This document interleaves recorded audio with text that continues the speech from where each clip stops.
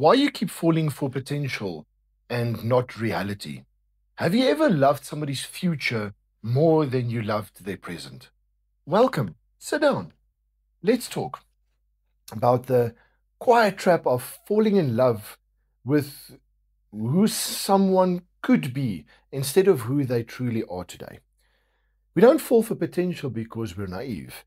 Um, we fall for potential because something in us is hungry for hope, for healing, for the version of love we've been waiting our whole lives to finally receive. Potential becomes a projection screen, and onto it we cast every longing, every ache, every unresolved dream. We don't see the person standing in front of us. We see the story we desperately want to believe. That's how you end up holding on too long, forgiving too often, waiting for someone to become the version of themselves they keep promising, but never delivers. Because falling for potential feels like love, but it's actually a quiet form of self abandonment. The brain is wired to fill in the gaps. The prefrontal cortex projects future possibilities. The amygdala reacts to emotional rewards, even the imagined ones. And dopamine fires more intensely from what might happen than from what is happening. Your brain gets more excitement, more intensity, more romantic charge from imagining their growth than from witnessing their actual behavior.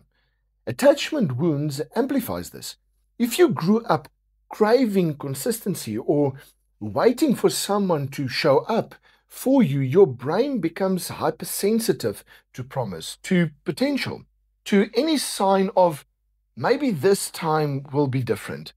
You're not addicted to the person, you're addicted to the future version of them your brain built from longing. The root of this often goes back further than you think. You were taught to earn love rather than receive it freely. Maybe love came with conditions. Maybe affection only arrived when you pleased, performed, or proved yourself. Maybe you had to imagine a better connection because the one you had wasn't safe or consistent. So now potential feels familiar, hope feels like home, struggle feels like effort, and effort feels like love. You weren't taught to choose what's good for you. You were taught to cling to what you wished would change.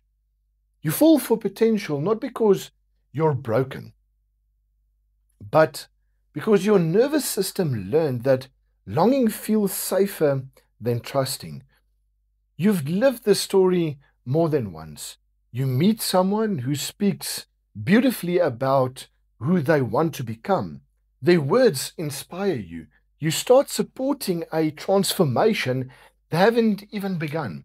You fall in love with their mission statement, not their actions. Or you stay because they're trying. But their trying only appears after conflict, after disaster, after threats of leaving. Promises become the only progress. Or you believe they'd be perfect if only. If only they healed, if only they communicated, if only they followed through. The relationship becomes a renovation project, and you're the architect, the builder, and the one paying for the emotional material. This isn't about blame. This is about clarity.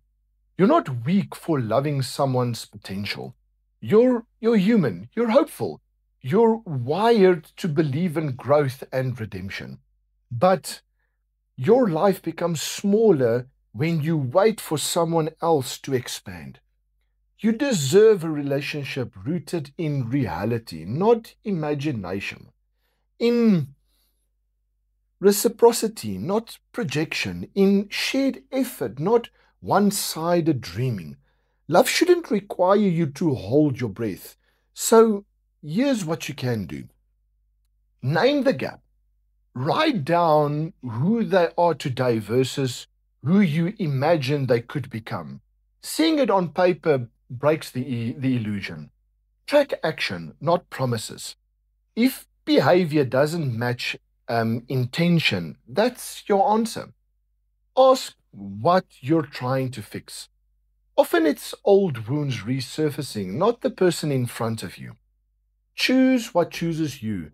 Mutual effort is the foundation of real intimacy. Stop romanticizing struggle. Love shouldn't feel like an unpaid full time job. And let reality speak louder. When someone shows you who they are, believe it the first time. You don't have to wait for someone to become who you need. You can choose a love that exists now, not someday. Honor your heart, honor your present. Um, if you're done with confusion, mixed signals, and emotional guesswork, please subscribe.